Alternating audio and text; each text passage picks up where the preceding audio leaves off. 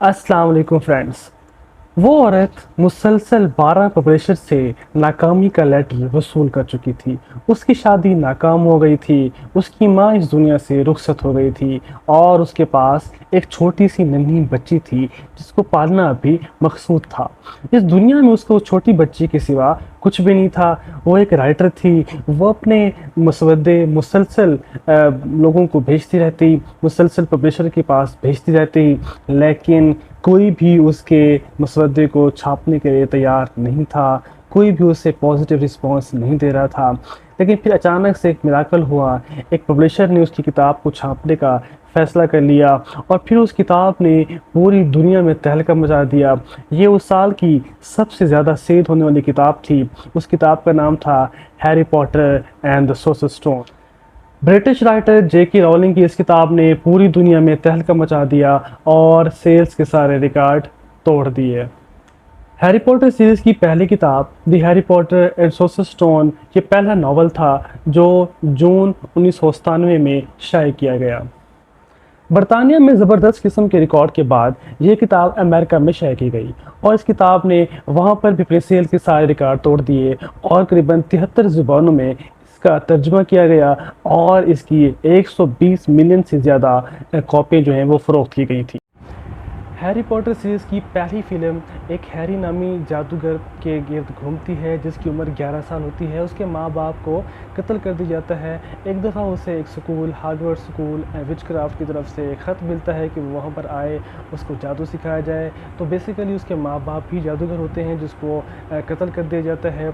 तो बच्चा वहाँ पर जिसका नाम हैरी होता है जादू सीखने के लिए वहाँ पहुँचता है। स्कूल में पहले साल के दौरान उसके बहुत सारे दोस्त बनते हैं तो वहाँ बहुत सारे दुश्मन भी बन जाते हैं। विज़ली डॉन और हरमियोन ग्रेंजर उसके अच्छे दोस्त होते हैं जो उसके साथ रहकर बहुत सारे कारनामे सर अंजाम देते हैं और यूँ फ़िल्म जो है वो आगे बढ़ती रहती है। हैरी पॉटर की ज़बरदस्त कामयाबी के बाद हैरी पॉटर सीरीज़ की दूसरी film Harry Potter and the chamber of secrets जो है वो 2002 में रिलीज़ की गई। इस फिल्म ने टोटल तौर पर 779 मिलियन 789 मिलियन जो है वो कमाए और ये उस ज़माने में एक ज़बरदस्त किस्म की रिकॉर्ड साज फ़िल्म साबित हुई जो कमाई के लिहाज से 2002 में दूसरे नंबर पर रही थी। इस तरह ये फ़िल्मों का सिलसिला आगे बढ़ता रहा। क्या आप जानते हैं कि हैरी पॉटर सीरीज़ में जहाँ फ़ायदा हुआ वहाँ नुकसान भी हुआ। आगे चलकर आपको नुकसान के बारे में बताते हैं कि वो कौन सी फ़िल्म थी, वो कौन सा पार्ट था जब हैरी पॉटर सीरीज़ को बहुत ज़्यादा नुकसान उठाना पड़ा।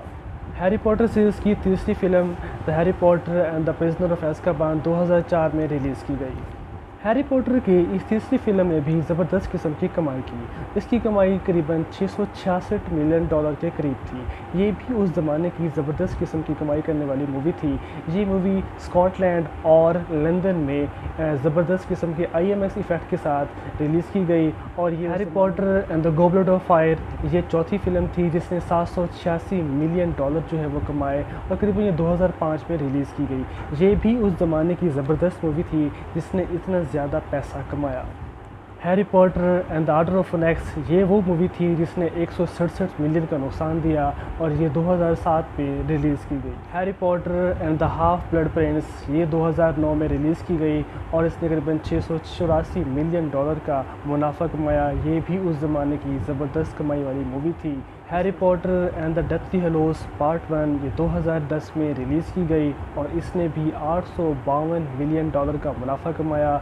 ये भी उस ज़माने की ज़बरदस्त मूवी थी। उस ज़माने में भी ये रिकॉर्ड साज मूवी साबित हुई और ये आगे बढ़ती रही। इसके पार्ट 2 ने भी ज़बरदस्त किस्म का जो है वो 1.2 बिलियन डॉलर का मुनाफा कमाया। ये भी उस ज़माने की ज़बरदस्त कमाई वाली तिजारती मूवी साबित हुई। आपको ये जानकर हैरत होगी कि हैरी पॉटर की 1.2 बिलियन डॉलर जो थे वो बजट था और उसने 7.7 बिलियन डॉलर कमाए। अगर उसको पाकिस्तानी लिहाज से मल्टीप्लाई किया जाए तो ये खरबों में बनता है। इन लास्ट में ये कहना चाहूँगा कि 57 साला जेके रॉलिंग ने बहुत मेहनत की। उसे तमाम पब्लिशर ने करीबन रिजेक्ट कर दिया लेकिन उसने फिर भी हिम्मत नहीं हारी। हम में से बहुत सारे लोग ऐसे होते हैं जो राइटर होते हैं, जो यूट्यूब पर चैनल स्टार्ट करते हैं, जो जिम ज्वाइन करते हैं, जो पढ़ना स्टार्ट करते हैं, जो लिखना स्टार्ट करते हैं, जो कुछ करना चाहते हैं, जो आगे बढ़ना चाहते हैं, तो अपने अंदर पैशन पैदा करें। पैशन के बगैर, हिम्मत के बगैर, मेहनत के बगैर कोई भी चीज़ हासिल नहीं हो सकती। इस सारे बजट को बताने का मकसद ये था कि जब वो कर सकते हैं तो हम भी कर सकते हैं, हम भी अच्छा लिख सकते हैं, हम भी अच्छी चीज़ें प्रोड्यूस कर सकते हैं। पाकिस्तान में कोई टैलेंट की कमी नहीं है। पाकिस्तान जिंदाबाद। अपना हमेशा ख्याल किया रखें और हमेशा पाकिस्तान को फलता फूलता कायम रखने के लिए मेहनत करें, आगे बढ़ें। इंशाल्लाह कामयाबी आपके कदम चूमेगी। Thank you very much.